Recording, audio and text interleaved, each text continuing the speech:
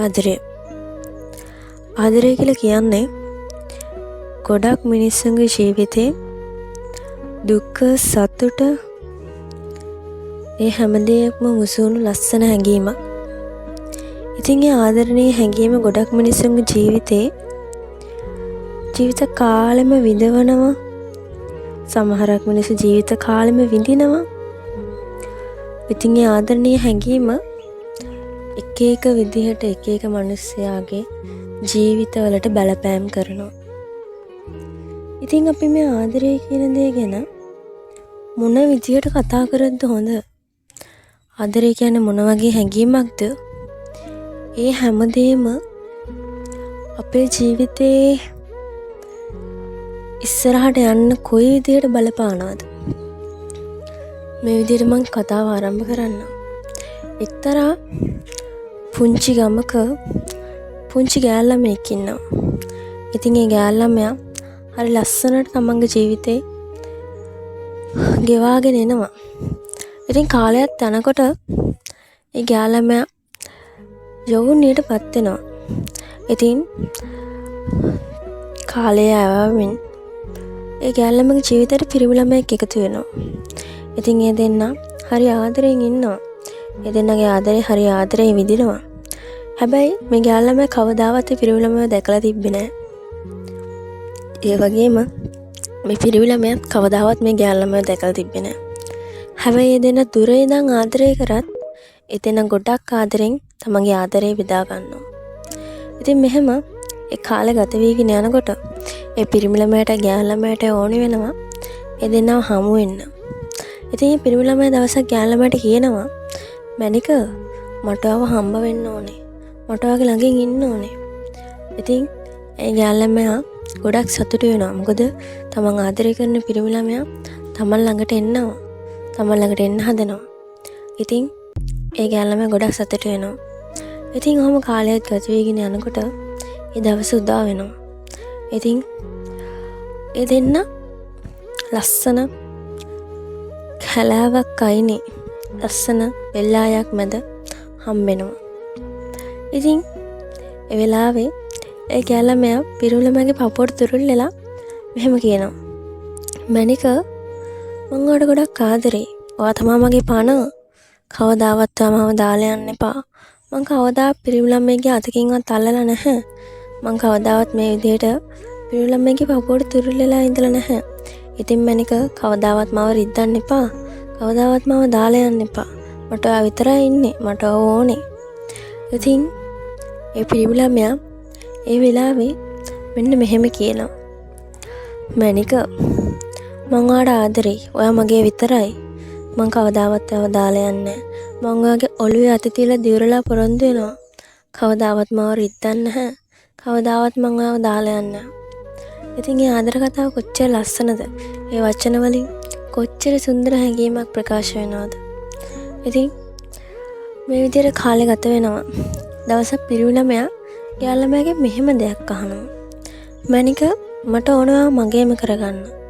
ඔයා මගේ විතරක් කරගන්න මට ඕනේ. ඉතින් ගෑල් ළමයා දැනන් හිටියේ නෑ.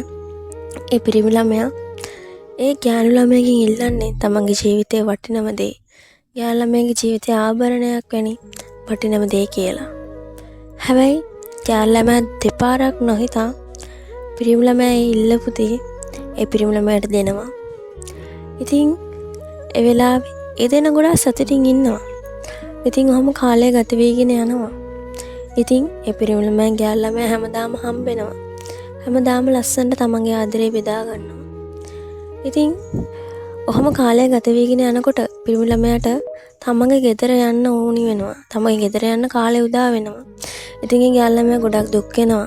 මොකද තමන්ගේ පිරිමි ළමයා ආයේ කවදා දකින්න හම්බෙයිද? කවදා එයා ළඟට යන්න පුළුවන් වෙයිද? කවදාවත් ඒ ගෑල් ළමයා දන්නේ නැහැ. ඉතින් මම කාලයත් එක්කම මේ ගෑල් ළමයා මේ පිරිමි ළමයා ටික ටික ඈත් වෙන්න ගන්නවා. ඉතින් පිරිමි ළමයා ඒ පිරිමි ළමයාගේ ගෙදර යන්න පිටත් වෙනවා. ඒ වෙලෙත් ගෑල් ළමයා කියන්නේ මැනික මං ඔයා එනකම් බලාගෙන ඉන්නවා. ඉක්මනටම ගෙදර ගිහින් මාව ඔයා ගාවට ගන්න. ඉතින් මැනික පරිස්සමෙන් යන්න. ඉතින් ඒ පිරිමි ළමයාත් එම යාළු ළමයාට ආදරෙන් වචන ටිකක් කතා කරලා පිරිමි ළමයා යන්න යනවා. පිරිමි ළමයා ගිහින් දවස් 2-3ක් යනකම් යාළු ළමයාට කිසිම ආරංචියක් නැහැ. ඉතින් දවසක් යාළු ළමයාට මෙහෙම එමතුමක් එනවා. යාළු ළමයා එමතුමට කතා කරලා මෙහෙම කියනවා. හෙලෝ, කවුද මේ? එහා පැත්තේ මේ විදිහේ පිළිතුරක් එනවා. පුතේ, මම ඔයා යාළුලා හිටපු පිරිමි ළමයාගේ තාත්තා. ඔයායි අපේ පුතයි අතර මොන හරි දෙයක් වුණාද? මට ඒක ඔයාට මට කියන්න බලවන්ද?